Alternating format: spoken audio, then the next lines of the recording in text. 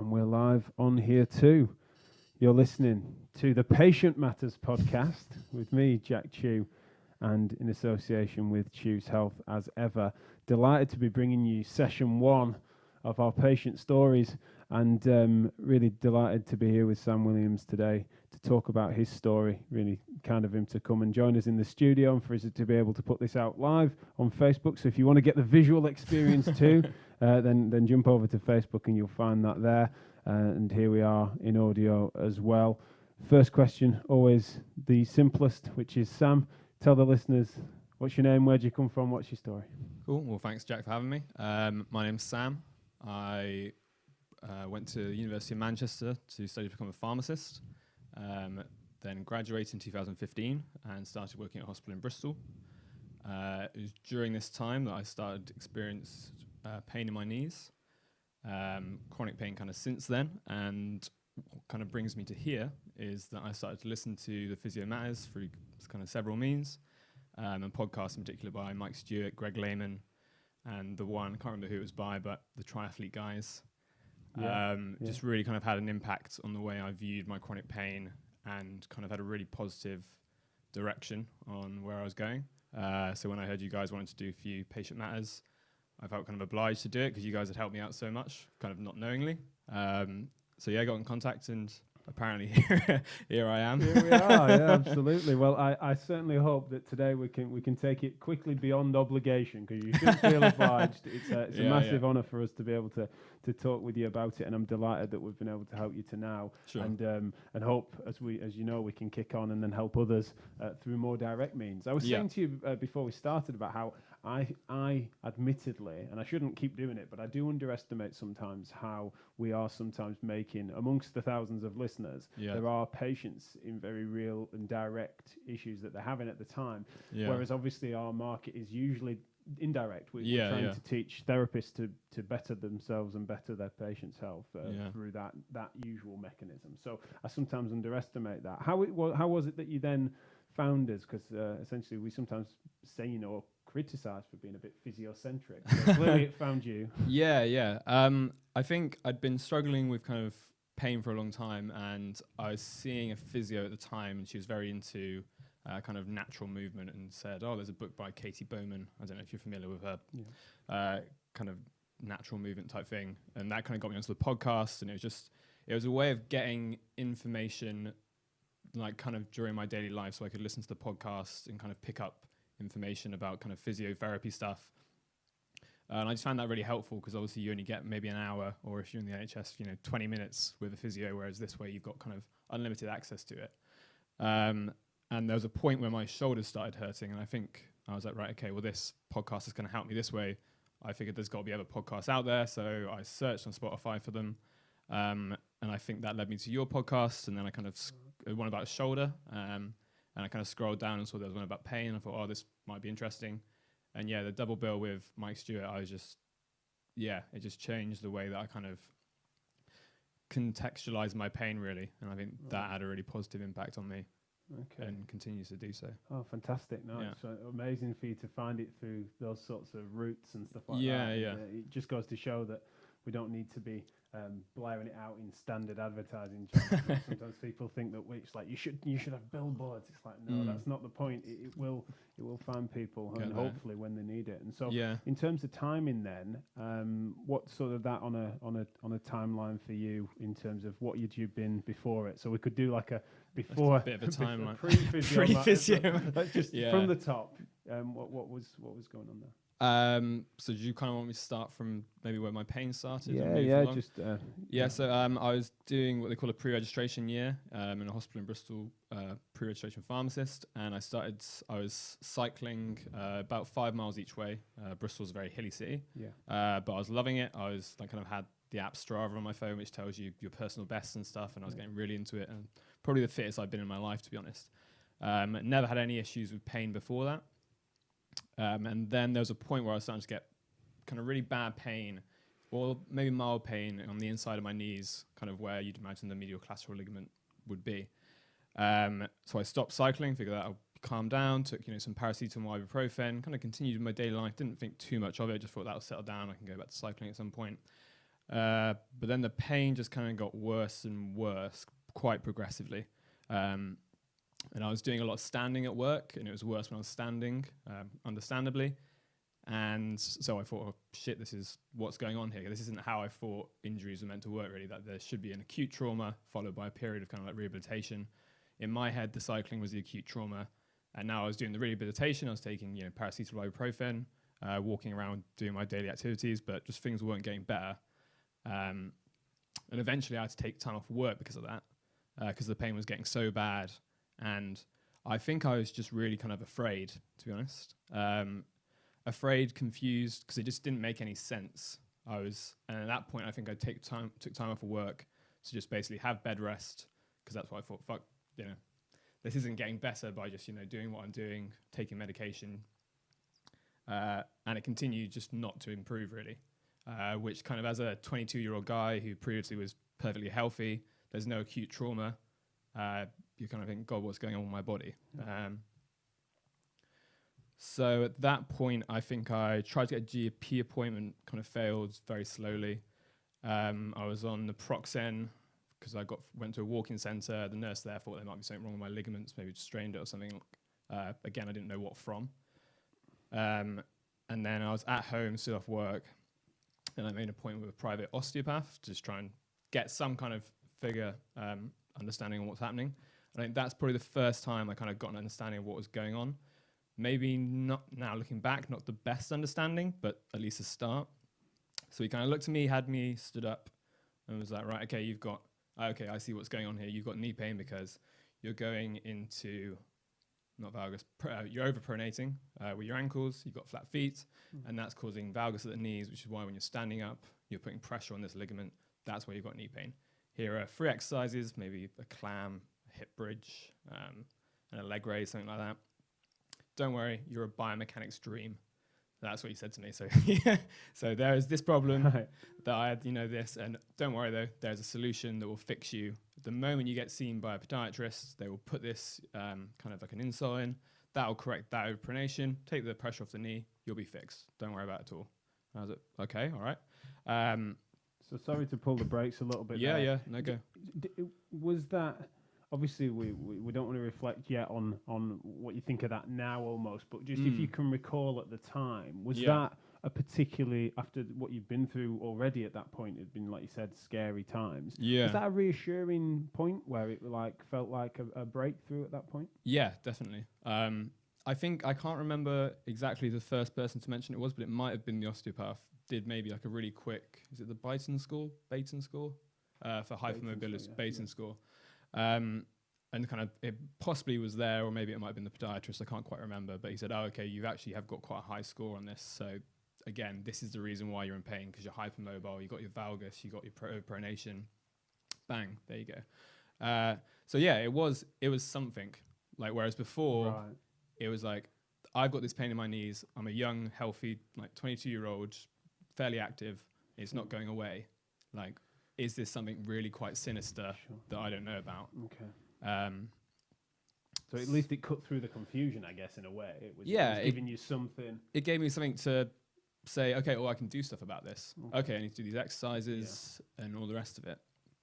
But I mean, I still think there was like a significant amount of worry there. Like It didn't then mean that you bounded out of there totally jolly. The pain was gone. I was totally happy. That would be. Sorry to pick that up. Where you were then. So you saw the osteopath, they'd give you these exercises. Go and see a podiatrist. You're a biomechanic's dream. Then where do we go? So then I self-refer to podiatry. Unfortunately, podiatry waiting list is quite insane on the NHS. So I think it was. I got a date back that was like 3 months later. Wow. And obviously he told me that, don't worry about biomechanics dream, as soon as you got this orthotic, that's it fixed. And then I'm being told, yeah, sure, in 3 months. And I'm like, well, what do I do then? So, I do the exercise religiously. I get referred to a physio by my doctor. And the physio kind of just goes, great, keep doing these exercises, wait till you get to podiatry, things will settle down, I'm sure. So then we get to podiatry, and he goes, yep, no, fine, I can fix this. We'll whack this under here, And, I walked out of there and I was like, finally, like, this is going to make the knee pain go away. And of course, by that point, I'd had like 3 months of pretty bad knee pain. That was really kind of affecting a lot of stuff. But that was it. It was fixed. And I remember walking home from that, and it was a really sunny day. And I walked all the way back from Bristol with my new orthotics, and I was like, finally, this is it. Obviously not how it works. After that... I wish it was, by the way. I mean, I'd like just to put something in there and stuff. I think I've said this on other shows before. Like, trust me, I've been in that worldview before, and I wish it was as simple as that. And it's like, if there were, if we could keep chasing it, and there were these biomechanical quick fixes such as that, where you block the pronation, strengthen the glutes, like they're giving you. I wish you could have. I wish that was where your story ended. But unfortunately, you're right. It's not the case. Yeah, and like at the time, obviously, you've got that really big high where you walk out and you've got an answer. Right. Yeah. But in the long run, it's a very negative thing to happen. Okay. Because once you've got that answer and you walk out on that massive high, and then you're there a week later and you're like, wait a minute, nothing's really changed. Then you're in a different spiral that is kind of worse than before. Because, you've got this problem, solution, bang, and everyone's telling you this is going to fix it. This is what's going to make it better. And then it's not made it better. And then you're like, okay, well, if you said this is going to make it better and that's like your solution to the problem, where do I go now? So continue. The podiatry was very weird. It was kind of like every time I go and see him, he would change it slightly and be like, okay, if we just do this maybe differently, we'll get this. Don't worry, we'll sort it out and all the rest of it.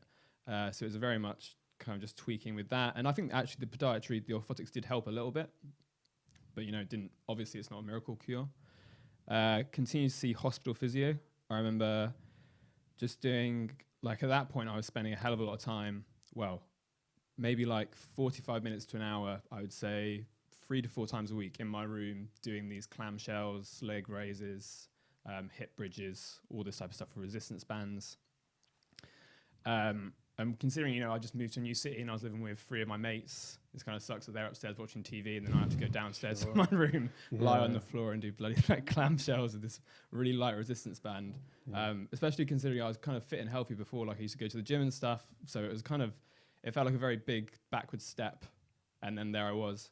And I remember there's a point where I saw one of the hospital physios, and I was showing him my hip bridge. He was like, oh, wow, that's actually really impressive. I bet you could do that all day, couldn't you? And I was like, well, yeah, probably could now. And he's like, yeah. And he's like, how's the pain? I was like, oh, it's still actually not great, And I was slightly stronger on one side. And he's like, oh, I bet that side's less painful. I was like, no, the other side's actually more painful. And I never clicked for them. And I remember him saying to me, oh, right, okay. He's like, to be honest, mate, you're probably going to have to do this pretty consistently for, the foreseeable, like the rest of your life. I can't remember exactly what he said, but essentially that. Which, again, I'm like still 22, 23 at this point, being told, yeah, you're going to have to spend 45 minutes an hour on your bedroom floor doing clamshells the rest of your life. Yeah. Well, your mates are having fun. Little did they know, but it's keeping you from lots of social opportunities. Yeah, and it was just a constant regression, really, because I'd gone from a point where I was cycling like 10 miles a day, going to work. I was loving it. I was, beating my times on Strava. So everyone kind of being really scared and just confused by why I had this knee pain and just, all this just giving me the same exercise again and again. Is that still under the same sort of logic then? Is that people suggesting that, right, this is going to block at the foot and then we need to strengthen loads of glute stuff, bridging, clam, resistance hip band. adductors, just hit them again and again. So to suggest that it's going to pull you back to normal or what have you. Okay. But it's under similar logic though. Yeah. And I've also got this kind of underlying explanation that I've got hypermobility, therefore this is why I have pain. Sure. And, in the background of this, I'm also doing my own research and, I'm kind of looking at things like EDS going, God, is that what it is? And all the rest of it. Right. I never really thought it was, and I pretty much ruled out that I don't think that's it. But yeah, so I've got kind of a biological explanation for why this is happening. Okay. And, the people I'm going to see aren't offering anything different apart from, keep doing it. And there was, I definitely did need to say on this podcast, but I remember there was a point where I was doing the physiotherapy every other day and the pain wasn't improving. And I went to see a physio, I can't remember where it was, but there I was like, I'm doing this every other day. It's just not getting better. It's so frustrating. I don't know what I'm doing. Just don't know what I'm doing. And their response was, well, why don't you maybe do it every day? And I just, at the time, I was like, oh, for fuck's sake. Yeah. And it just doesn't make any sense. Because I'd been to the gym, so I know, you work out, you rest, all the rest of it. And I was like, doing 50 clamshells with this resistance band, and now suddenly, do it every day. This isn't the problem. Like, deep down, I know that me being able to do clamshells has nothing to do with like my pain, but obviously this is the only message I'm getting. Yeah. So yeah, I'm gonna start doing 150 clamshells and all this kind of stuff. I'm cringing back. But were you able to remain polite in that moment? Like when they said, "What about every day?" As if that, like, let's double the dose. Yeah. It's not working at all. Yeah, let's up the morphine patch. Okay. Yeah, no, I think I was. Well, because I didn't have the expertise or the knowledge to say any different. I'm not suggesting you should have been really rude or anything. I just wondered, like, I can just, especially looking back, it must be the most frustrating thing. Yeah. But it's just like in that moment, I just wondered, like, was it exasperating on reflection, or was it in that moment you were just like, oh my god, this is ridiculous? No, I think in that moment, because I was very like, I just wanted to get rid of it, and I was. I worked at all the physio. I remember my girlfriend at the time going, yeah, you're the only person I actually know who does all the physio. And I mean, I was doing more physio than they were even asking. And so when she was like, doing it every day, I was like, fine, I'll do it every day. Fine, if that's what it takes. Wow. What are we at, about 6 months in at this point, are we, or beyond? Yeah, about that. And I think at that point I was starting, because I knew about chronic pain. Well, I thought I knew about chronic pain. I'd had a few lectures in uni, acute pain, this time frame, chronic pain, essentially anything over 3 months. And at this point, it's been that. So I'm like, I've got chronic pain. Right. Okay, and it was very much, I see what you mean. That's what I've got. And my girlfriend at the time was like, you can't say that. I was like, well, I can, because I've had pain for longer than 3 months. This is what I've got. These be the rules. Yeah. It was on that slide in uni. So it's been more than 3 months. Okay. I've got chronic pain. That's what I've got. So I went to see the doctor and I was like, look, and I'd done a bit of research. I was like, I think I need to be started on amitriptyline or something just to try and calm all this stuff down. So I started taking that, and that kind of helped. During this time, I was referred to, there's a specialist service that's kind of in between primary and secondary care in Bristol. That's kind of a specialist musculoskeletal service, multidisciplinary and everything. Got referred to them. And they said you could go for an MRI scan to, rule out anything more sinister because, it's not going away, which, maybe quite sensible. Went and had that. There was nothing wrong with that. And then I had a phone call come through saying, oh, we've got the MRI scan results back. There's nothing wrong, which is annoying in some ways, good in others. And they said that to me on the phone. They're like, you're looking for an answer, obviously, but this isn't it. And they said, just because, we can't see anything on the scan doesn't mean, there's not anything else happening. So that was done. And then I think my GP said, well, sometimes, later on you can get calcium buildup or something that will show up on the scan after years and years and stuff. And I was like, this MRI seems bloody useless then, because there's nothing completely insanely sinister. It's not going to, like, even if there is some kind of big inflammation later on 2 years' time, like, what are we going to do about it? Yeah. Nothing. It doesn't change anything. And I think that there was an element of, because I'd kind of been exposed to or was in the healthcare profession, I was kind of able to quite quickly look up what the management strategies were, what medication, what physio, all this type of stuff. So I knew what the treatment was for chronic pain associated with hypermobility. And I knew that everyone was doing exactly what they, should be doing. So people would constantly come up to me and just go, it's just not right, is it? You 23 years old, you shouldn't have pain in your knees. It should go away after now. I was like, well, it's not. And they're like, we'll go back and say, do something more. And I was like, but I know they are, I know exactly if I go back what they'll say to me, because I know the treatment plan and I know I'm on it, and I know we're maxing out all these different things. But yeah, so it was a very weird environment to be in as well, because no one really understood why. They were like, we'll just go back, it'll get better. And at that, I'm just completely lost, basically, because this pain is getting worse, and it's while I'm continuing with my life and I'm doing stuff. There's points where it is really badly affecting me, like I'm quite a social person. I go out with my mates a lot. And there's points where I have to, turn down like going to see my friends on the weekend and stuff. So yeah, and I'm just don't understand it because I've done the physio. The physio's done. There's no way like that any more strengthening of my hip abductors is going to somehow magically take the pressure off this ligament. Yeah. So yeah, and then I think I probably, reflecting back, saw one of the best physios, or got in touch with the best physio after I had the MRI, who was working that specialist service. And I told him about someone suggesting the physio every day, and he was like, "Oh, how did it go?" And I was like, "Horrible, it was agony." And I think after I'd done the physio every day, I didn't do any physio for like 2 to 3 months. And he was like, "How was that?" And I was like, "I actually wasn't too bad." and he laughed his head off, and he said, "Well, there we go." Right. And he was like, explained to me tiny, like he touched on it. Obviously, I didn't know enough about it to know what he was really talking about. But he said, there's the evidence on quite a lot of this stuff is quite shaky.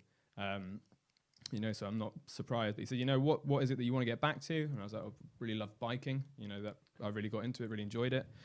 And he was like, okay, well, like, if you got like, and I had an exercise bike at home, or my parents did, and I was like, yeah, I could get that. And he was like, okay, well, how about you go on that? You ride it until you start to experience pain in your knees. And then you record how long that was, and then, do that maybe 3 or 4 times a week and, see how things go. Which I think was a good piece of advice, but I think he could have made it 100 times better if he said, ride that bike until the pain in your knees is maybe like a 4 out of 10. Because for me, as soon as I hit pain, I was like, oh shit, I'm doing damage. Right. And I'm in pain all the time. Yeah, exactly. So ride the bike until you feel pain. Well, the moment I got on the bike, like the first pedal, I'm like, oh, that hurts. Yeah, of course. And I'm still like completely. So what I understood about chronic pain was that you sensitized and you kind of like made the neurons fire better, neurons that fire together, and all that kind of jazz. So I knew that, but I still thought the world I was experiencing was more pain, but still some tissue damage, if that makes sense. Sure. So I was like, okay, so I've sensitized it, but still, when I feel pain, that still is doing damage. Mm-hmm. Even if it's a small amount of damage, that's still doing damage, and my ligaments are already damaged, so I don't want to do that anymore. And did because that's one of the things that the neurological sensitivity model that you understood it as at that point maps on quite crisply. You mentioned it being on a slide in pharmaceutical training and things like pharmacy training. Sorry, yeah. And it sort of maps on, doesn't it, in a sense, is that these are the thresholds, and therefore this is when it becomes sensitized, is at this moment, and therefore it doesn't necessarily then make you, it doesn't encourage you to then work into it, because you think that it might be doing, especially when you then couple that, I imagine, with what you've described as a hypermobility diagnosis, means that it's like there's enough of an individualized sort of, you'll feel like enough of an enigma in that moment to think that, in my circumstance, this is going to do me wrong. Did anyone explicitly tell you not to cycle, or was it kind of inferred, 'cause it hurts, don't? In the early stages, or probably. I think though I probably would back them in. I don't think anyone said that to me, but I think if they did, it was probably me who started them on that journey. So once you start to see a bunch of physiotherapists, you have like your spiel that you can get down to about a minute, like bam, bam, bam, bam. Right. I hope I've not just had it. You're having a much more extended version. Good. No, I'm only joking. So when I see them, I go, oh yeah, no, biking, standing up, biking. I'm not going to bike at the moment. So they go, oh okay. So it wasn't that they said avoid biking. It was that I said I don't want to. If I can't stand up, I'm not gonna get on a bike. Sure. Yeah, and like you say, if they're gonna go along with that in that moment or beyond, then you're unlikely to bring that back to the table, because it hurts too.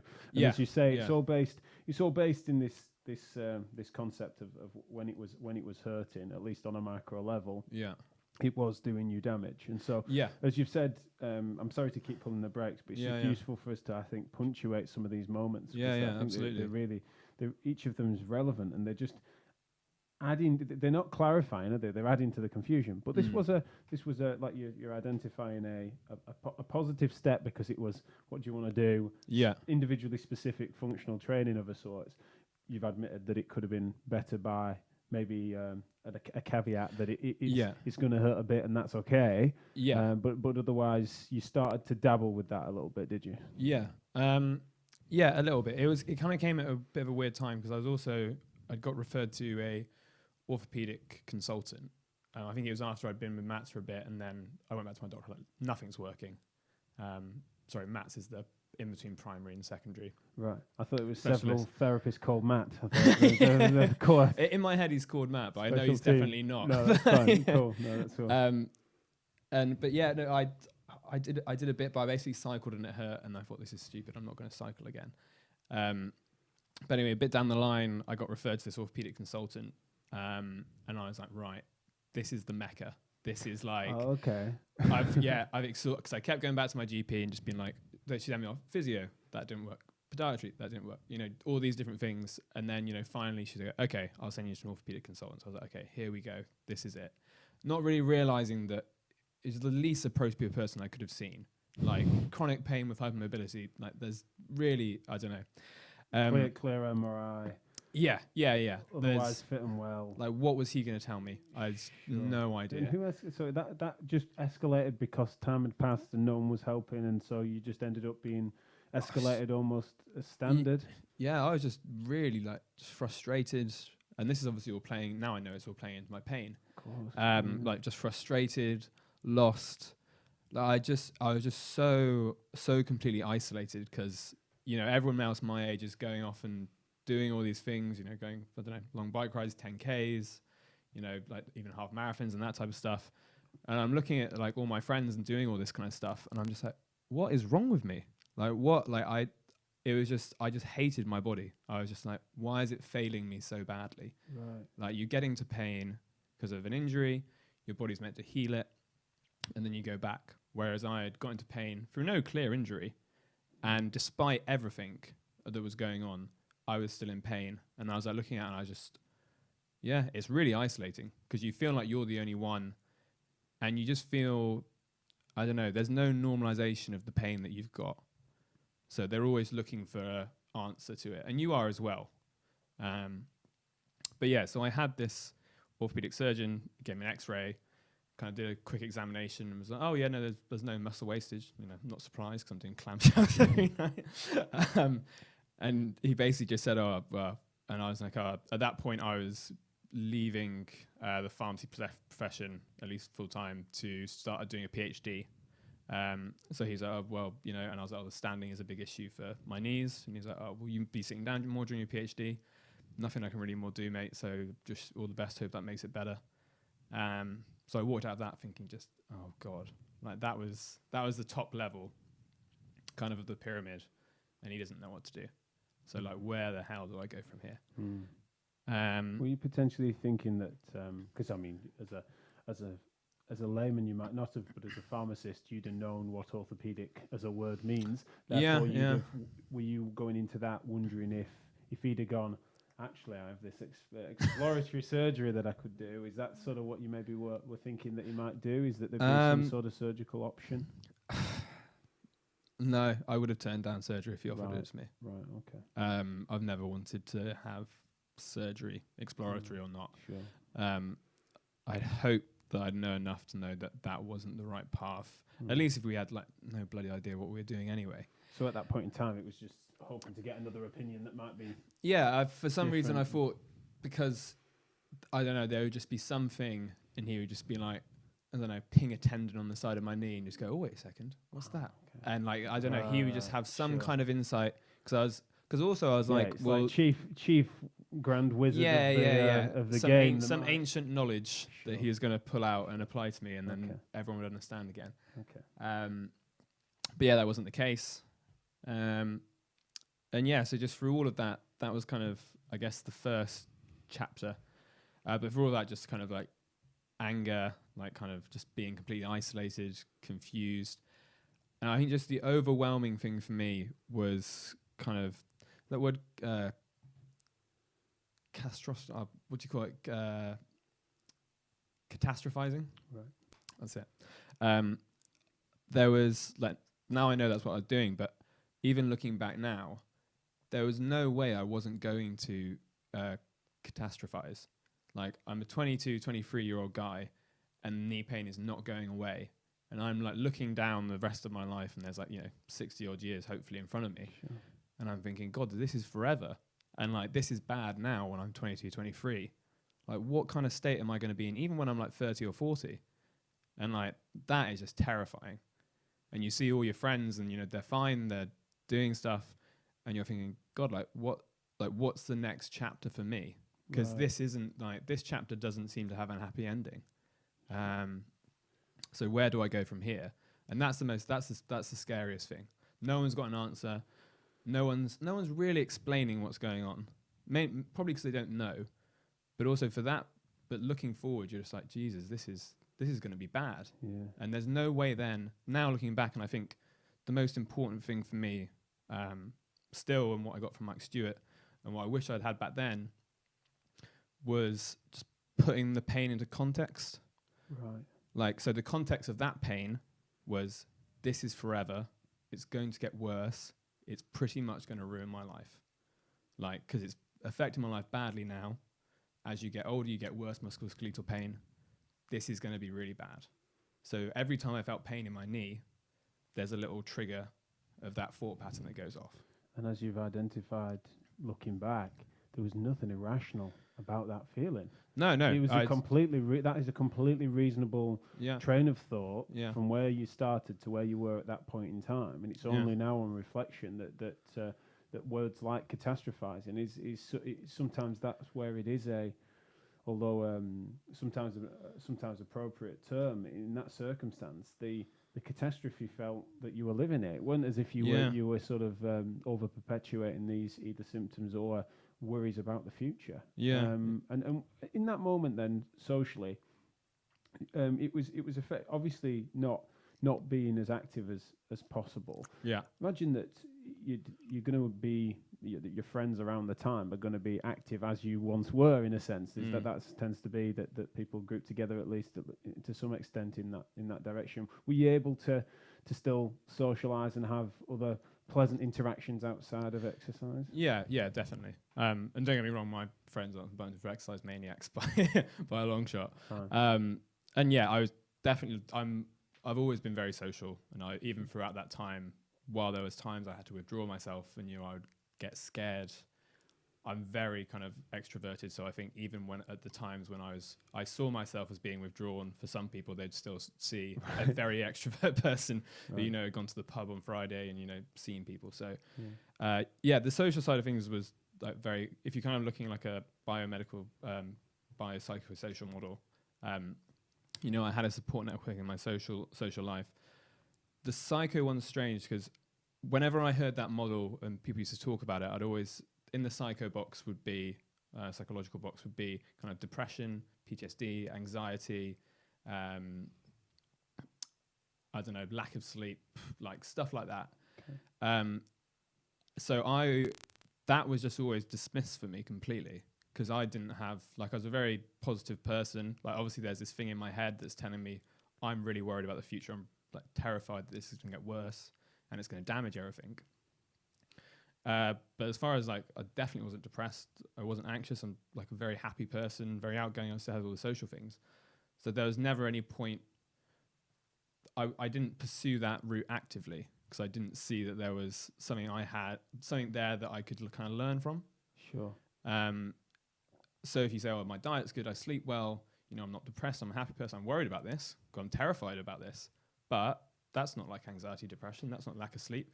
So I can kind of rule out the psycho and the social bit. Right. Obviously not knowing that's what they were called. No. I'm with you. And then, so I'm like, right, this has got to be in the kind of biomedical, there is something wrong with my knees. Sure. Rather than the knowledge that I imagine you're describing to me of having now is that that these things are integrated, they're embodied, and that separation would have been arbitrary. But I think as well, I bet you're right in that any professional, not just yourself, but as a professional, I bet there's lots of people that would have maybe picked up on other things had you have been more stoic, more insular, more meek, more withdrawn in a more overt sense. That needed to have been more clear obvious flags or signs there, rather than as you were describing, because that's integrated into your character. It's not as if they've got. It's not as if they've met you before when you were well at 18, and therefore they can make a comparison analysis that means that, well, while still sociable, extroverted, and being forthcoming with this information, this is still they've not got anything to compare to, which probably is an issue here where people need to make it relative to your circumstance. I think that's definitely right. But I think even in that sense, if you'd had known me and were talking about it, I don't think you'd notice that much difference. Sure. Okay. So I wasn't really I don't really talk about this stuff, to be honest, with pretty much anyone. And I've had several conversations about whether that's the right thing to do or not. But I'd never wanted it to define me. So I wanted it to be defined by kind of the person that I was, and this new thing that was trying to invade my life and kind of take everything away. If I talked about it more, that would define me. You know, oh, that's Sam. He's the guy with the bad knees. Are you okay? Do you want to sit down? Like, what's going on there? Right. And that's never you never want to lose your kind of who you identify as. And that's what the kind of pain is trying to take away in a way. Well, that was my view back then anyway. Sure. No, I'm with you. So yeah, kind of fast forward a bit. You know, this is an ongoing problem. Pain at points is kind of okay. I took the amitriptyline for about 12 months. Came off it because I remember I didn't take it one day, and the next morning I just went into work and I was just chatting to everyone and just having a great time. And I was like, oh my god, the amitriptyline normally I wouldn't do this because I'm so zonked out in the morning. And I just kind of put the two together. So I was like, right, no, sod that. I don't want that anymore. So to kind of fast forward maybe, so I'm now doing my PhD. And there's a point, I think I'm going to the gym more now. I'm starting to kind of engage with the world a bit. And kind of when I'm doing kind of a lower body thing at the gym, it's very much still the conservative, what I saw as physio. So for me, I think an important distinction as well is that for that first period, physio and kind of exercise, movement, fun, they were very separate things. Right. So I'd always say, I'm going to the gym to do, either physio or, I'm doing upper body or something. So they're completely doing physio wasn't lower body, it was physio. There was no, I don't know. And obviously learning what I know now, that's a very bad way to think about it, because treating physio differently than what you treat normal exercises where you try and progressively overload and stuff is just a recipe for disaster, really. So yeah, I'm doing 100 of the countersalves with a really weak resistance band because that's physio. That's what I need to do. I need to do physio before I can start doing the other stuff. Right. So I know and I remember my podiatrist said, I was I really wouldn't mind working back up to maybe being able to do a barbell squat or something. Just try and get back into it. And my podiatrist said, no, I wouldn't do that now because people tend to lock their knees when they come up to the top of a squat. So yeah, no, I'd avoid that. So then I had all these kind of things going on. So, physio and everything else was very separate. And then I started to get pain in my shoulders. And that really knocked me for six because when you've got pain, and it was in both shoulders, and again, no obvious trauma, no kind of thing that I could put my finger on and say this is what's causing it. And when you've got pain in both shoulders, it's really, really hard to sleep. You've basically got to be still on your back. And, I'd wake up and one of my shoulders would be really, really painful. And at any point during this kind of when I've experienced it, if I can't sleep because of the pain, that's when I'm at my kind of lowest point, really, really low. What sort of time frame was that then? When did your shoulder pain come on? How far? So if my knee pain started kind of in September 2015, kind of knee kind of gone through that, and then shoulder pain was probably last year, probably about a year now. Yeah, probably about last year. And during that time, I'd started to go see this private physio about my knees just prior to this shoulders thing, and then it became about the shoulders. And this must be, I'm trying to keep count. It's at least physio 6 or 7.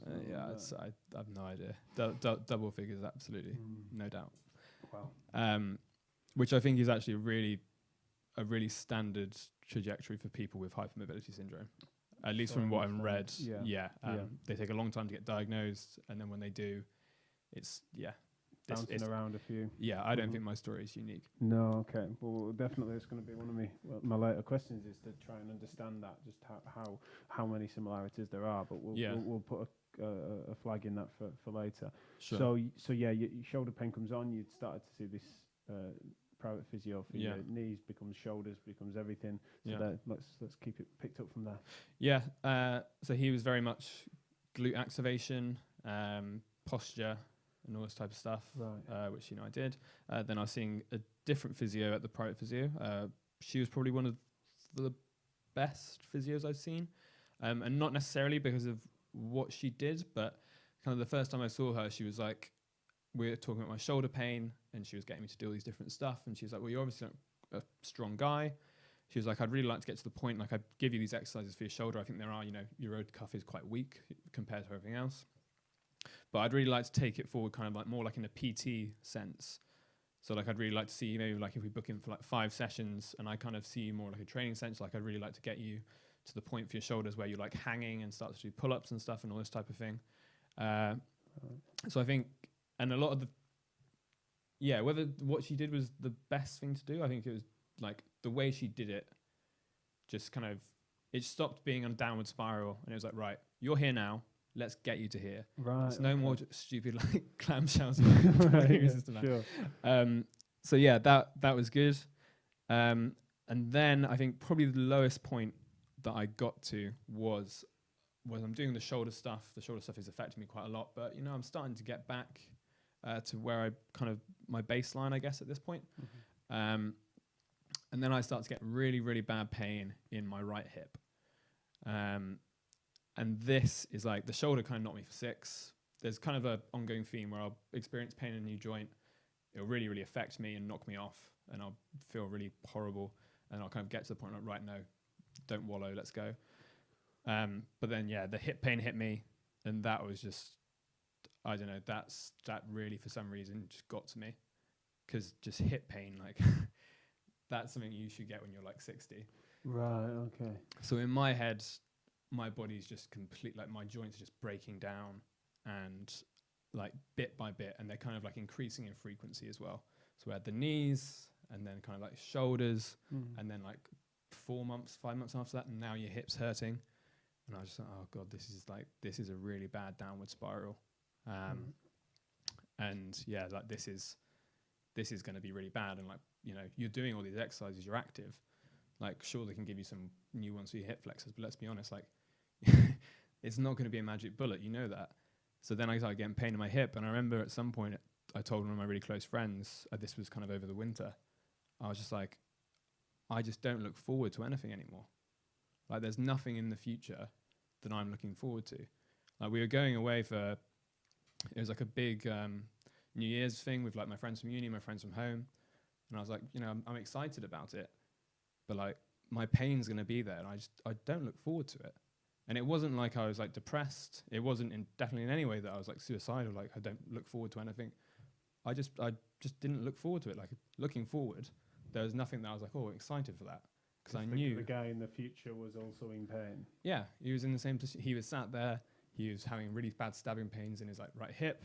Right. He would stand up, have pains in his knees, and I just had this vision of myself, this person who's been in chronic pain for so long. And I think why it scared me so much is because I think it's a little bit true, is that if you've been in chronic pain for a really long time, people don't like to be around you that much. Like, you get to the point where you're quite like, the pain kind of eats away at you, and it makes you tired, and it makes you kind of not as nice as maybe you once used to be. Right. So this is what I'm looking at, and it's not good. And how did your friends react to that news? Because you'd, as part of a strategy in a sense, you'd chosen to not let it define you, and therefore had kept it from them to some extent in terms of it not being. You didn't want them, and I can understand this as well. You didn't want them to say, "How are your knees today? How's your knees today?" At this stage, you then make that as clearly a bit of a revelation for you to remember it as such. Yeah. How did they respond to that? I mean, well, they the person I said it to was like, I keep thinking about what you said last night, and I just hate it. If there's anything I can do, like, please just let me know. Like, I'll do anything to help you. Sure. And the reason I didn't really tell people was like, what are you going to do? Well, you've been doing a lot of what you've been told. It's not as if it's not as if you hadn't been taking the baton whenever it had been handed you by various different therapists and stuff like that. So what are you going to do? Like, at that point I was like, what is anyone going to do? Sure. Like, I've seen everyone, like, just where, like, what does my future look like? Because I didn't like it. Like, that was terrifying. Right. And also the hip pain was really affecting my sleep.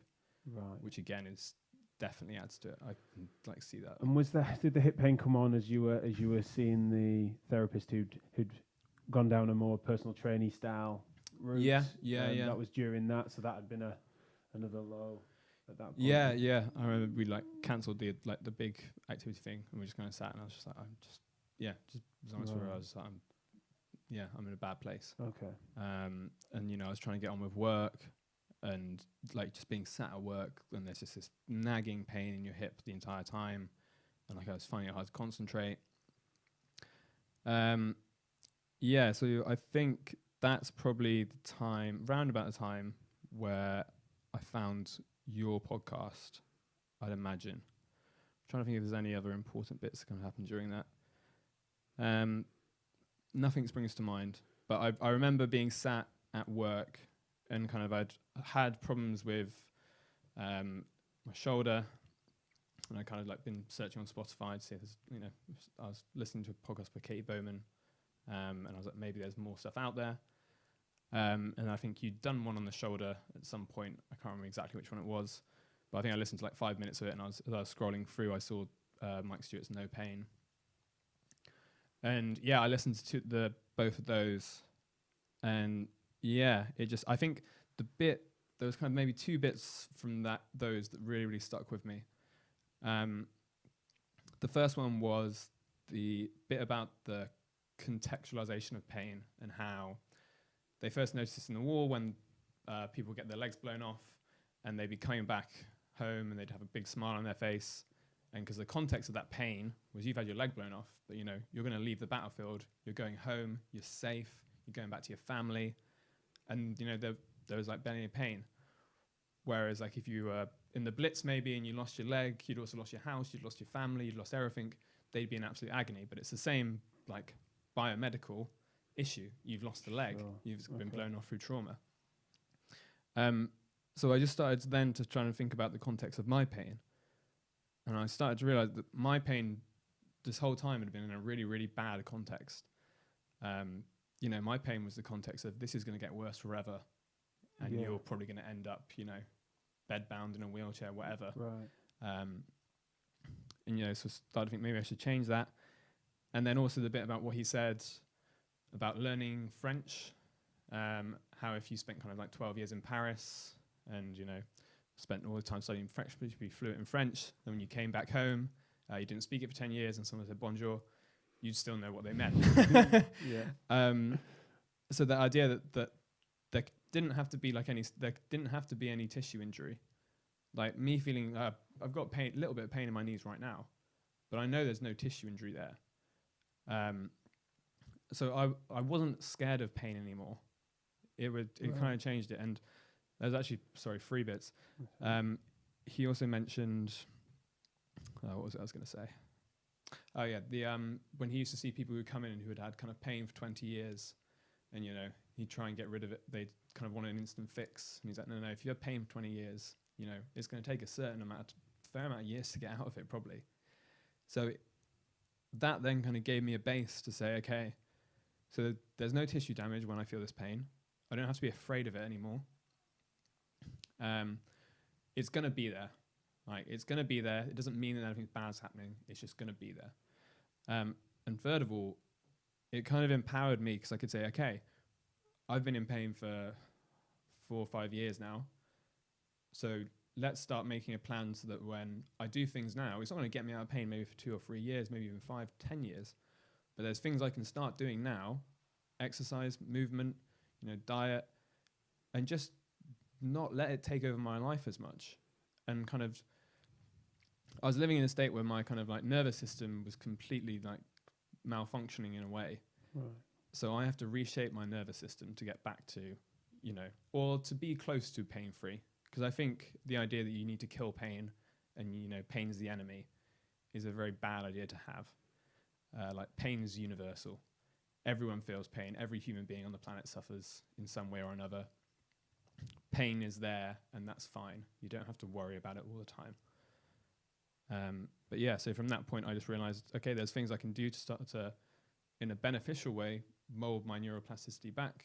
And that book by I think it was Greg Lehman, the Little Pain book. And he was talking about how, just think about how robust you are, how adaptable you are, you're stronger than you think, and all this kind of stuff. And I read that, and then I went to the gym, and I think I did a squat that day. I was like, it's fine. Wow. So I was like, what the hell was I scared about? Right. And then suddenly I could just do all these things. Like it wasn't, like there was pain, and if I'd done them before, if I'd done them in my old mindset, and I would have felt pain, I would have gone, oh God, there's pain. Oh no, I can't do a deadlift. Like there's pain in my knees. It's like, it's starting to really strain my ligament. My hip's really hurting. You can imagine me doing a hip hinge when I'm like, my hips are in agony. Whereas now that I'd gone, it was like, well, why can't I do that? Like there's pain in my hip, but it's not because I've not had like a dislocation or a trauma to it. So why the hell can't I go over there and do that? And okay, I've done that. Well, how is your pain? Well, it was about the same. Like throughout all, like when I was talking to my physio about it, and I was like, my function's increased incredibly. I was like, I'm riding around now, I'm doing all this stuff, and I was like, my pain's about the same. And she was like, well, maybe function's a good like bar to go by then, because like your pain's not getting any worse. So and I was like, yeah. So but that's you're doing more with the same. yeah, symptom. yeah. So I think just start expanding it. Right. Just if you can if you can do a really heavy squat or something, then walking to the supermarket and standing in line isn't going to be an issue, is it? Right. And also when you do these things, you start to, like I said, if I can do that, then if there is pain when I'm standing in the supermarket or something, I don't need to worry about it. Like I'm not doing anything that my body can't handle. Right.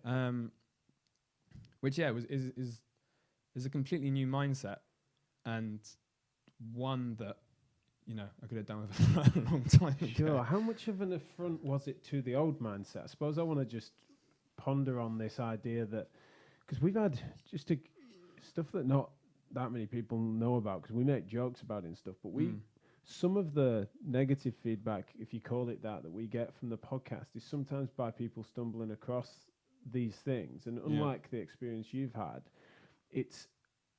they often describe it as offensive to them that we would spouch such nonsense and find it actually is so that the contrast that you're describing, that you then tapped into a sense of optimism and a sense of self that you could then go and do. They feel that what they were hoping for when they stumbled across it was something that was going to then delineate more specificity on particulars and the detail that you were trying to turn away from. And often what I've reflected on is that, well, for them in that moment, it was such an overt difference. Now, your story's particularly interesting to me in many ways, don't get me wrong, but in this particular way, it was like, even though there was a marked gap between what Mike was saying and what Greg's saying and other parts of what we've done on the show, it's not as if that you were like, the sense of readiness isn't that obvious. It's clear that it's happened. But can you, I suppose I'm trying to scramble my brain as to think, what were there any part of it when you were actually in the act of listening or anything like that that pissed you off, or you can understand as to why they might feel that way? Did it ever make you furrow your brow or give you a headache, or was it afterwards that you then were able to reflect on it? I'm just wondering if is there any half downside to it in that moment? No. But then I think, again, like you said, it's about where your journey is coming from. And kind of on the way up here, I was thinking, if they got some advice for physios where if I'd seen that physio back when I started, this could have just been sorted like that.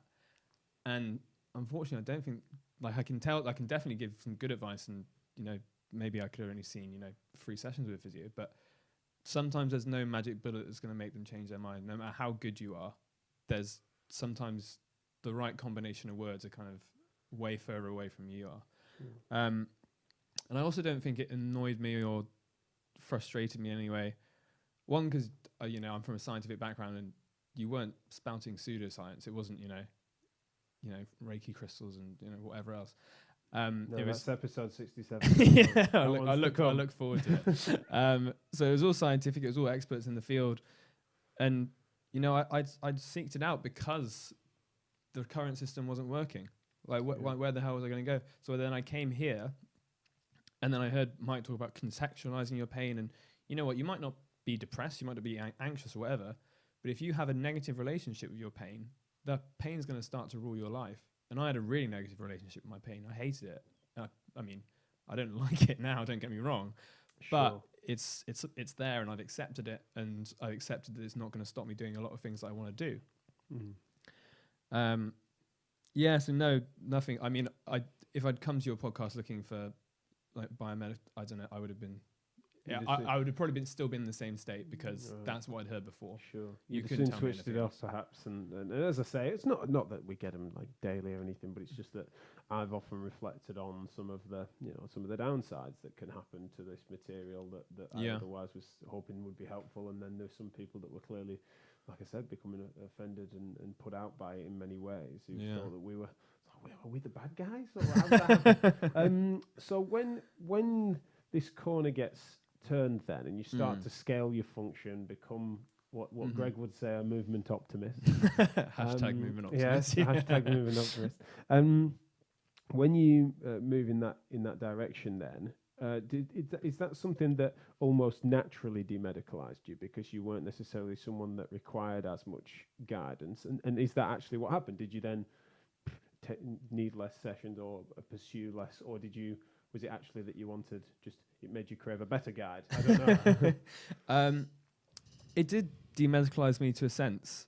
There was kind of, I guess, an end bit of my kind of interaction with healthcare that was actually, I've got an appointment tomorrow, so not completely demedicalized, but I definitely see the value of discharging yourself from the system. And that's something I want to do really soon. Not because my pain's gone away, but if it's constantly me being, this is a medical problem, actually this is a lifestyle thing that I'm going to have to deal with, and I can, and I'm empowered to do that. Okay.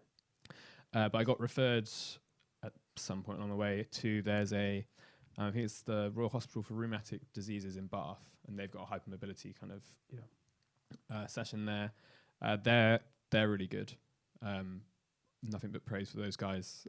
So I saw her for a couple of sessions, and they do kind of group gym sessions, right? Where they give you a list of exercises. They're not clamshells. Well, variation on one, but but like things that you can kind of progressively overload, and they record kind of the weights that you can do, and you've maybe got. So it's essentially like an hour-long workout, and they give you this little piece of sheet, and you do like a warm-up, and you write down, was this easy, hard, medium, whatever. And you've got all these exercises, and you do that. Then every week you come back for 6 weeks, and every week you come back, if you've put this as medium, they might have upped the reps or the weight or something.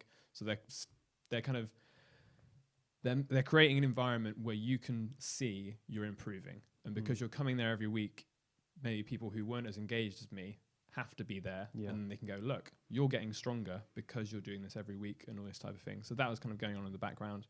It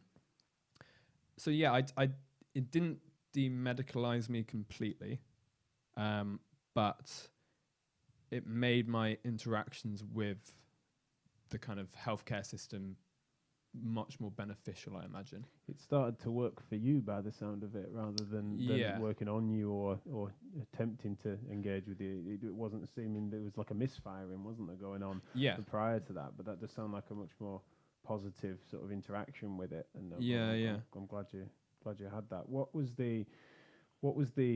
there a turning point that you noticed, because as it was worsening and it was becoming multi-joint and things like that, you'd mentioned about how it was affecting every part of your life. Yeah. When you turned a corner and started to pursue functional changes, and also hitting goals is a big thing, isn't it? You start to notice those things changing. Yeah. Did that then have a a similar positive effect on those other variables as well? Were you able to engage with more? You were finding. You mentioned before about that moment in which you noticed you weren't looking forward to things. Was there a point in which that sort of changed? Because I imagine that wouldn't have been just a penny drop in. That's something that you wouldn't notice overtly. Yeah, I mean, it's something that changed over time. Don't get me wrong. When I listened to that Mike Stewart podcast, that was huge for me. But that wasn't bang. It's sorted. Of course. So I mean, it's been even Magic Mike. Even Magic Mike, yeah. But yeah, so it's been a kind of slow process. But like every journey has to start somewhere, and that was where it started in this kind of new direction for me. So yeah, it's I am hitting goals, I'm doing all these things, and it's affecting everything. It can't not really, because the pain's there all the time. So it runs through everything in my life. But building a new relationship with pain is just key. And it's funny because I think I read a book at some point, and it's like Living Well with Chronic Pain. And I remember seeing that title, and I think like a lot of people in my position, when they're first coming to terms with it, feel the same, is that I don't want to live well with chronic pain. I want to live without chronic pain. Sure. Like that's what and all these, and you see all these books, living well with chronic pain, all the rest of it, and you're just like, no, why are they talking about this? Like, no, I don't want to hear this. I want to hear how to get rid of chronic pain. When actually, when you're constantly pulling away from it, and it's your enemy, and you can't like look at it, and you're fighting it, you're trying to kill it, get rid of it completely, it's never going to go away. And actually, once you start to kind of look at it and kind of examine it properly and move with it, I just accept that it's there. It doesn't have to stop you doing things. It's there. That's fine. But you can start living your life and doing things. Then actually you're on the road to possibly, and I haven't got there, so I don't know, living without chronic pain. But the bit in between living with chronic pain and living without chronic pain is living well with pain. Right. That's the bit in between. Yeah. And I don't know if that's the end goal, but I'd much rather live well with chronic pain than be just a slave to it, I guess. Sure. No, I'm with you. I suppose the hope is that it's a bridge to something that might still be better. But equally, if we're going to be on that bridge for a while, let's make it a habitable bridge. I know I'm probably exhausting that metaphor. Yeah, completely. But that's the thing. This bridge needn't be a tightrope or something that's very perilous. Yeah, and it's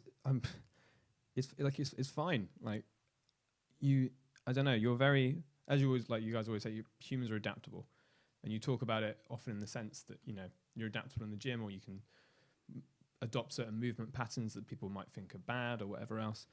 But you're also adaptable with kind of like your reality. So while I'd like to have a reality that's free of chronic pain, I don't mind being in a reality that I have chronic pain. Like it's there, and I'd rather it wasn't. But I don't mind this. It's fine. Like I look forward to stuff now, and even if I look forward 10 years, I don't necessarily see a person who doesn't have chronic pain. But I see a person who, if they do have it, they're happy. They don't. It's not the be all and end all, and it's affecting their life. Right. So my goal was always to be without chronic pain, but now actually I don't mind. Like it's.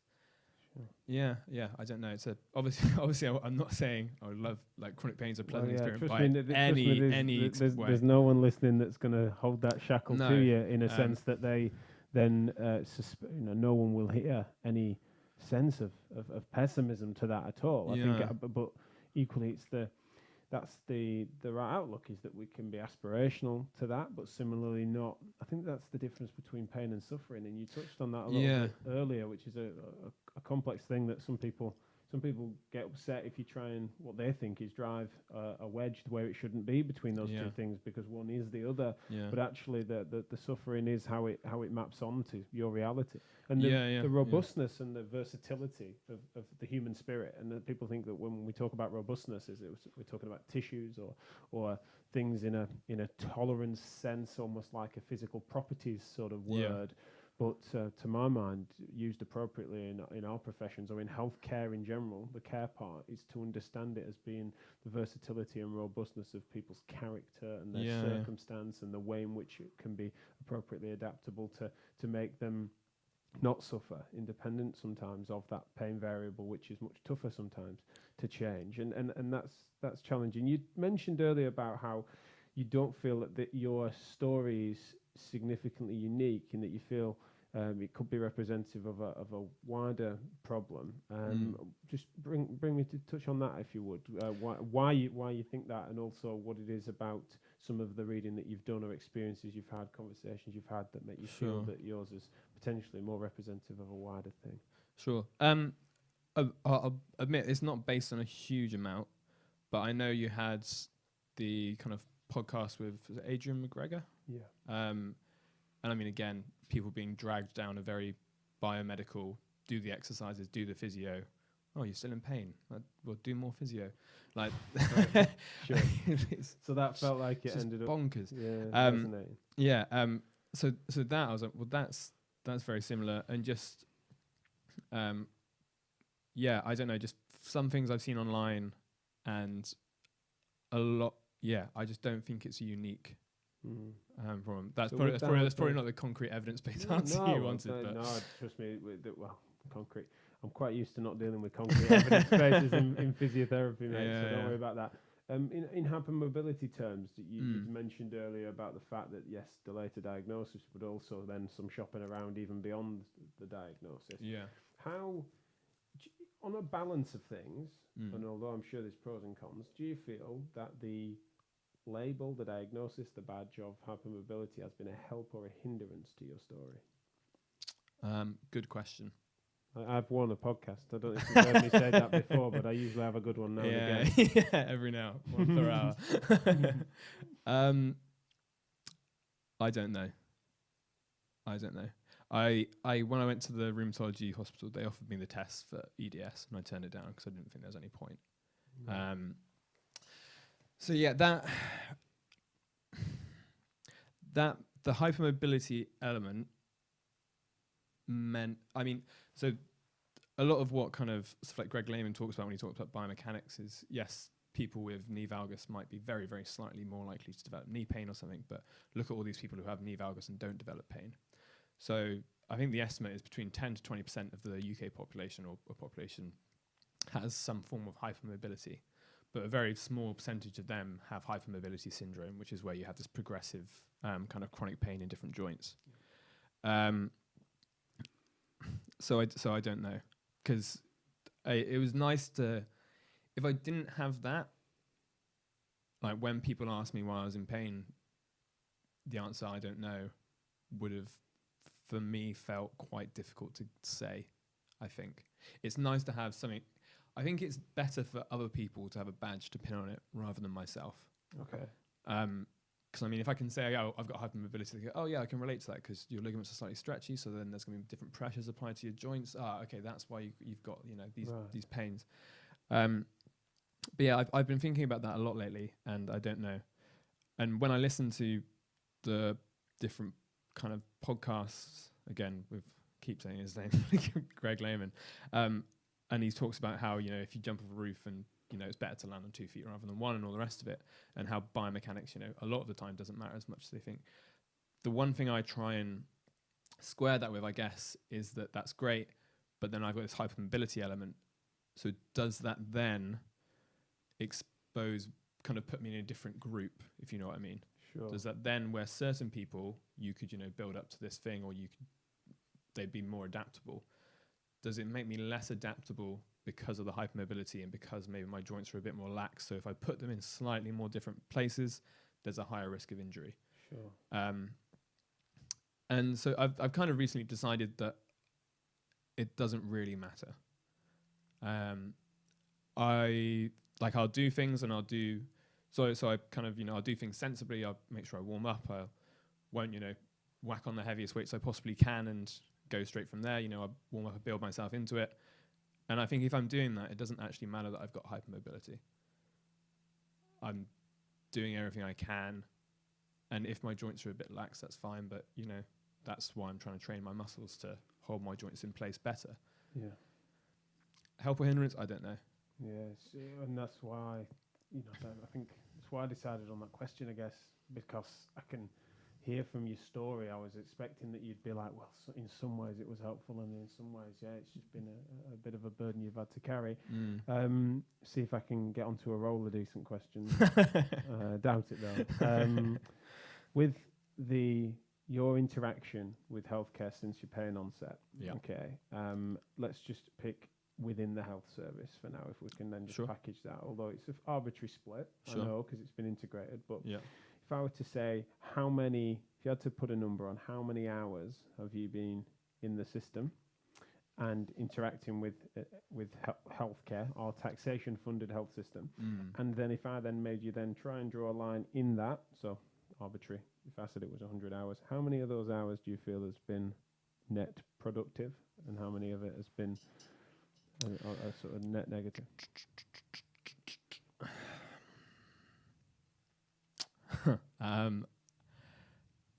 That's a tricky one. It's very difficult to pick unless they've said something that I can think back to. For example, do physio every day then if it's not working. Unless they've said something like that, it's very hard to decide which ones were bad and which ones were good, or which ones were productive and which ones weren't. And I because I've experienced the private healthcare system as well. Over a lot of them, there's quite a few that I think made very little difference to my journey. Sure. Probably, and I'm not in any way having a go at anyone that I saw. They were just doing the best they could with the time they had, with the knowledge they had, and they were trying to help me. Sure. So in no way am I saying, and I've worked in the NHS, so I know unfortunately you can't always do your best for the people you really want to. Of course. But all I needed, and this might deviate from your question slightly, but go for it. I'll drag you back. But all I need, like, considering how many hours I was in there, let's say, I don't know, I'd see maybe 12 physios and however many hours I split into that, let's say an average of like 4 sessions each with something like that, maybe slightly less. But all I needed was for them to not, see if I could do a one-legged squat or do anything like that, but was just go, okay, this person's been in pain for 8-9 months. He's done the physio to death. Sit down. Okay, so what do you understand about kind of like why you're in pain? And I was like, I've got knee valgus and the rest of it. Do you understand the term chronic pain and the kind of recent advance in pain science? And I go, well, yeah, no, because it's all the sensitization and stuff. And, also how you relate to it. You shouldn't be afraid of this pain. Like, lots of people are in pain. Just because you feel pain doesn't mean that you're doing damage to your knee. So you should constantly, I just feel that the only physios that benefited me were the ones that when I left, I felt stronger than when I went in. Like, you need to build people up. I feel like that's the best thing the physio can do. But yeah, I'd hate to put a number on how many are productive. Yeah, well, I mean, I've from your answer, I realise how poor my question was, because actually it was a false dichotomy, because there'll be a large chunk in the middle that it's meh. It's neither. You're not going to suggest it was a positive or productive and either negative or detrimental. There'll have been a lot where it's like, well, actually, it's hard for me to recall. Yeah. And that's why it was an F question. If I were to, because just to try and force some numbers on it, though, is that by your interactions with the private system as well, I imagine it's something that you to some extent have spent a lot of money on.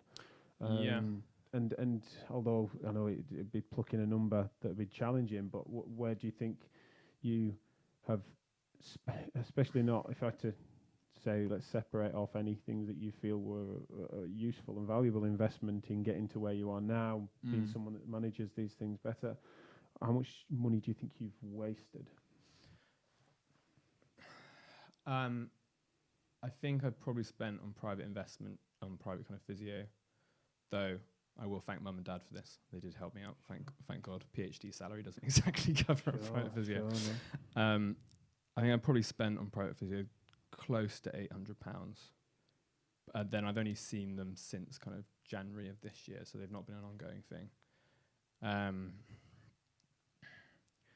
Really, I just needed the PT sessions with the one physio, and I think we had about 4 of those, and maybe I had 10 to 11 with the private sector. So £500 wasted, maybe. I don't know.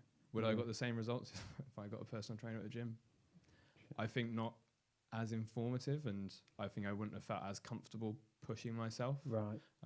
If it was someone, down Pure Gym or something. But yeah, that I don't know. There just gets to a point where you need to see what that person needs, and what I didn't need after kind of 4 years of doing this kind of rubbish was for someone to go, oh, you need to activate your glutes more, and like all this kind of stuff. And I don't know. I needed them to start building me back up. I remember saying at one point to, I think it was a physio between primary and secondary, the one who did my MRI. I remember just saying to her, I was like, I just want to accomplish something. Right. Like all I've done, like when I was doing cycling, I was beating my personal best. I was like, I'm probably the fittest I ever am. Like, this is great. I'm pushing myself, reaching goals, like you say. I remember saying, I was like, I just want to accomplish something or be better at something than I was before. Because at the moment, the only thing that's happened since the pain started is just a downward spiral, and like just it's affected everything badly.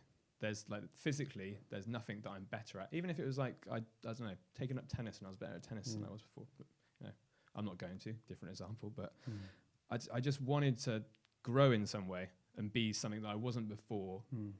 So it could, but yeah. I'm probably forcing the issue, but you'll have been better at clamshells. I've been incredible at clamshells. Olympic clamsheller. Yeah. Mate, I completely understand that, and I also can hear what you mentioned at the start, which was a show. I can't remember if it was on air or off air, where you'd said the triathlon one we did, and I was just like, wow, I can hear Joel Filiol and Paul Westwood in what you were saying there, where it was like, don't break my athletes to bits. Whatever Joe said. No, you said to Westy years ago, you're the only physio I've met that doesn't break my athletes down. It's like, yeah, we do that. Like, we do it a lot. And it's something that you're right. You instead like focus it on making achievements and hitting goals and building through functional capacity. Is there anything else that you feel you'd want physios to take from your story that you just wish they would have had the opportunity to nip it in the bud? You've already touched on a big one there with regards to someone just being able to sit down and say, this is what do you understand about pain, and then applied it to you, not just like let's just read from this book together like it's some sort of babying situation. I think that's the important thing as well. I'll get to it, but applying it to me, right? Because I knew like how neuroplasticity and stuff worked, of course, but I was still scared of pain. Like to me, despite knowing that this signal would get up there really fast because I've been in pain for a long time, I still thought that was a bad signal. Like I'd still be like, oh, this is, despite the fact the whole pain signals sort of misnomer in a sense. It's sensitive, but it's sensitive to damage, if that makes sense. I know what you mean. And just like, I don't know, I was sat there, I was a young adult, and like I was just in pain, and no one had any answers for me, and I was just lost. And I think that more than anything, like, isn't a great place to be when you're trying to move forward. So just as someone to kind of sit down and go, it's okay to be in pain. Like, pain doesn't mean you're broken, okay? Like there's points where I was like, I could do like 4 pistol one-legged squats and all this type of thing. And a physio, I did 4 and then couldn't quite do the 5th, and she was like, you need to do more pistol-leg squats. What? Oh my God. And but just taking it like, I don't know, just putting it into context and being like, look, you're strong, you're robust, you can push yourself further than you think you are. Pain, don't be scared of pain. Pain's okay. Like, especially you're sensitized, you've got all this issues with chronic pain, but that doesn't mean you have to listen to it. There's a bit that really stuck with me about how you interpret pain can strengthen the signals as well. So every time I was getting that signal, I was going, oh God, that's pain again, that's damage, Jesus Christ. So then that's my brain saying, this is an important signal that we need to prioritize. And that's a really bad feedback loop, obviously. Yeah. So then now once I get to the point where I can go, I keep saying this to people, and it's not what I mean, but it's the best way I can describe it. Like, if I feel pain, I don't care. Like, if I'm on the bike and I've got like a pain of like 3 or 4 in my knees, like, I don't really care. And I just needed to have that mindset a lot earlier. Sure. Like, I was scared of pain. Like, look at me, you could have pushed me hard, like physically. You could have made me like, done something, you got me on the bike. I said, there's a bit of pain in my knees. What would you say is maybe a 3? What was it when we were over there? probably just a free as well. Well, keep going. This is baseline. That's not like damage. Yeah.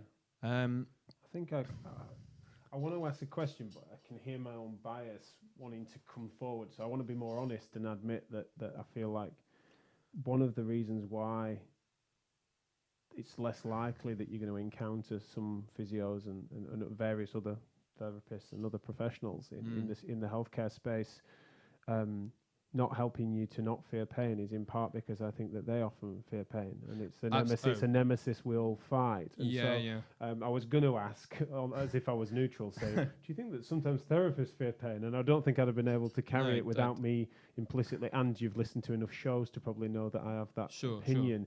So I'm admitting that's my sort of hunch on it. What's your thoughts on that? Do you think that generally speaking, the system's got a lot of characters within it that we are fighting against this mythical beast that then is something we're avoiding? Oh, absolutely, 100%. There's no doubt in my mind. They're terrified of it because it's safer. And again, kind of being in the healthcare service, like as a healthcare professional, you are quite risk averse. First do no harm and all the rest of it. So that's a very ingrained kind of thing you have in you. But they're scared of it. Like if I'd say, oh, I can't do the hip bridge because there's a bit of pain. Okay, don't do that. No, you don't have to do the hip bridge. So there's this constant reinforcement that pain is a very bad thing. Right. And if you push yourself a bit, can you lift this? Yeah. Oh, there's a bit of a twinge. Well, put it down. No, okay, don't do that again. Maybe you can go on the floor and do it. Like there's a massive, absolutely. There's massive fear of pain. And I remember when we were doing the gym sessions at the hypermobility kind of specialist place. And I knew obviously from listening to this podcast that, maybe a 4 out of 10, that's fine. A bit higher than that, maybe consider slowing down. You'll know when, you're doing something wrong. Once you kind of adjust your nervous system to expect different stuff. And I remember someone coming up to me, one of the physios there, and I was like, yeah, no, there's a bit of pain there. And she's like, oh, well, up to 4 out of 10 is pretty fine. And I was like, you're the first physio in 4 years who has suggested that to me. No one else had suggested that. So that would have been like a double take, almost like a, wait, what? Yeah. And I remember like the people I saw there, I talked to them, oh yeah, no, I listened to the Physio Massive podcast. And like, oh, wow. And then like the language I use then once I know, I'm just like, oh yeah, I'm trying to, like at the moment I'm trying to do the couch to 5K. I haven't run in like, God, in forever, but I'm getting there slowly. And I was speaking to the guy about it, and I was like, oh yeah, I get a bit of pain in my knees, but I don't know, it's probably because I'm just a bit sensitized there, and I'm using all this, jargon. And he's like, oh my God, your insight is amazing. And I was like, well, yeah, but I don't know. It's your job to kind of give patients this insight. I say that like knowing that it's very easy for me. They say that as if it's beyond like a patient. It's like, well, it's not. It's not. It should be. It's not. It's not super technical work, is it? That's the thing. I think sometimes, and not that particular person, by the way. I think the system does patronise. It almost condescends. It makes us think that this is somehow lofty knowledge, and even those that are somewhat enlightened, if you call it that, on pain, it still ends up being this almost sheltered class where we don't necessarily then share it as best we can as laymen's and bring people in. And I think that's it's kind of only looking back amusing that you've noticed it. Obviously not amusing for it's kind of an irritation. Sure. But I'm not surprised, and you're not the first to say that. I think that's the next frontier really, is that sharing that knowledge, find ways to translate this material. And that's one of the things that's interesting about you liking and finding refuge in some of Mike's work and language. It's because it's been suggested that's it can be misleading to some in the sense that it is subjective and imagery laced language that's not matter of fact enough or scientifically accurate enough in a neuroscientific way, and I respect that argument on an academic front, but for many patients, yourself and others, it tends to be the thing that sort of unlocks a new opportunity. Yeah, absolutely. Like I don't know whether I'm unique in that. Once I understood pain, a lot of things went away. Oh, actually, there's a podcast I think called the Level Up Initiative. I don't know if you've heard of it. It's a bit of an American one. Yeah, I've spoken to the lad, what's he called, Joel? I wish he is. I hope he is now, because I'm He might not be. No, but I've spoken to that lad. Yeah. I think I'm going to go on his show at some point soon. He's doing awesome. something with it's the Level Up initiative. For those that don't know, is not dissimilar in many ways to the Big R's, which we're doing in the UK as sort of a reformative agenda to try to improve. I think he mentioned the Big R's actually with Adam Meekins. He Did was questioning right. about Oh, it. right. Which might be how it came out. But yeah, there's a. Just going to go back to one of your early questions. There's a patient on there that he interviewed who'd had kind of chronic regional pain syndrome or something like that. And her story again was very similar. Right. There's this point where and the same with Adrian McGregor, I'd say then myself and those two, for all three of us, and the fact that it's the only other two people I've listened to kind of for their stories makes me think that there's probably more people out there. But for all three of us, when we started to understand the pain science and to contextualize pain in a different way and all this type of thing and to move away from purely biomedical, that seemed like the turning point for all three of us. Right. You know Adrian better than I do. Sure, he's going to come back on the show, this new show. Awesome. The podcast was amazing. He obviously inspired it. Well, I'm sure he'll feel the same about yours. Today, it's a fantastic opportunity for you to share it. And remind me before you go, I'll get you the access to the live stream from the conference that we did with Joletta Belton, Pete Moore, Adrian McGregor, sharing those things and further reassurance to what you're describing. Those were the penny drop moments that they described. So I'm glad you've experienced that. Yeah, and I think just going back to kind of like what maybe the next change with physio is, and like when you're talking about them scared of pain, and like that's completely an issue that that needs to change. If you're scared of pain, the patient's going to be absolutely terrified of it. Right. So but I think the idea is that, because I think there's a lot of fear that if you don't completely understand pain science, you can't try and disseminate that to anyone because you might get it wrong or you might quite not represent it right. But the idea that you, like physios out there who do know a bit about pain science, probably more than most, at least I'd hope, the idea that you knowing a bit about it, but the patient knowing nothing about it, you feeling for some reason that you can't share that piece of information that's obviously like very helpful, at least in those three cases, and I imagine for chronic pain sufferers almost everywhere. The idea that you can't share that because you might share it wrong or something like that, it's just not helpful. It's just burying your head in the sand, this whole problem. And you know what? You're not going to know any more about pain science until you start to talk about it with patients. Because if you start to mention it and someone goes, "Oh, that's really interesting," then you're going to have to go off and learn more about it because they're going to want to know about it. Sure.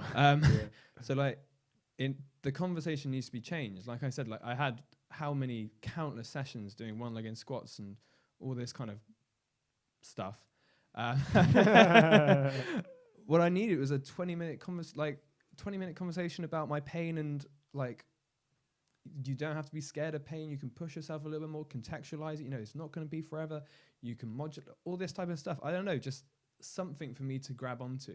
And I mean, tell them about Greg Lehman's book. Tell them about like the Mike Stewart podcast. Like, sure, if you've got, you can signpost if you've got 20 minutes in a consultation. There's no reason why you can't tell people that. Right. Yeah. No, for sure. But yeah, well, definitely valuable advice, and I'd certainly reiterate it based on not just the experiences of the patients you've heard from, but the multiple that I've not yet baited onto the microphones that have had similar things, and people that travel far and wide for what is otherwise, I argue, sometimes mundane advice. I'm often ringing patients up if they're going to travel a distance to come and see us or other therapists. I often say, like, let's just pick up the phone and make sure that they're not coming for some magic man. It's usually, it pains me in many ways that there's something novel in good, honest, quality education as well as then functional, scalable rehab. And it's like, I wish that needs to not be a niche. I mean, I'll do myself out of a job in many years' time, I hope, but essentially it needs to not be a novelty. And it's weird that that's a USP for many at the moment in this space of Physio Matters listeners, of course.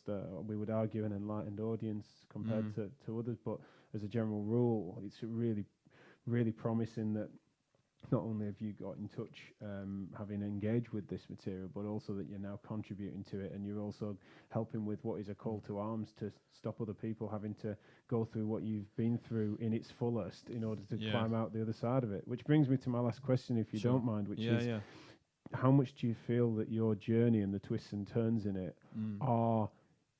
is essential to the place you're at now? Like, how much of it did you need to go through to become the man you are now? And so how much of it can be clipped out, Yeah, 'Cause yeah. I hope lots of it, but then there's a good Yeah. argument that gets had that realistically it takes for that trouble. You needed to overcome that burden Yeah, to yeah. be where you are. Yeah, that's another good question. That one. Thanks. I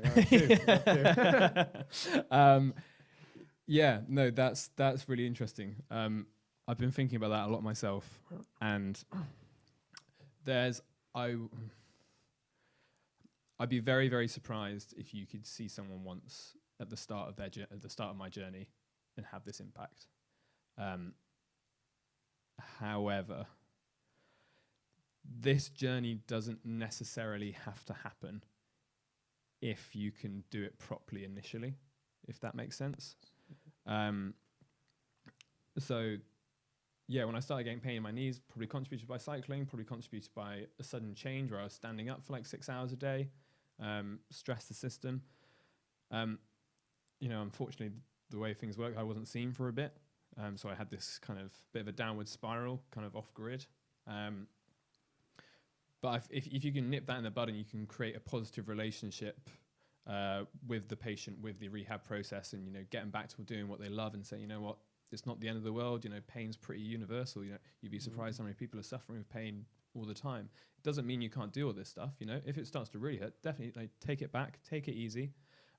Maybe try and move in different ways that you wouldn't have done before. Then maybe this journey on chronic pain, like I often think if I had that with my knees, would my hips, shoulders, and now to some extent my hands hurt? I don't know. That's a tough one. But yes, there's definitely an argument for you need to go along this journey to get to the point of accepting it. Because like I said, when I used to see those books that said living well with chronic pain, I thought, no way. I'm not going to live well with it. I want rid of it. Sure. And I think if you had that conversation with a lot of people who were in maybe like the first year of this struggle with chronic pain, the idea that you might not be able to get rid of it, I wouldn't have liked it at all. So yeah, acceptance takes time, doesn't it? Yeah. But it can be done a hell of a lot better. Sure. Is I think the take-home message, and you can stop a lot of these chronic pain journeys if you create a positive environment for the patient to engage with kind of physical activity and to not view their pain as this kind of evil thing that's happening. Cool.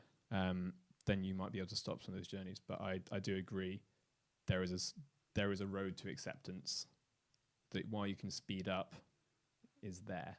Yeah.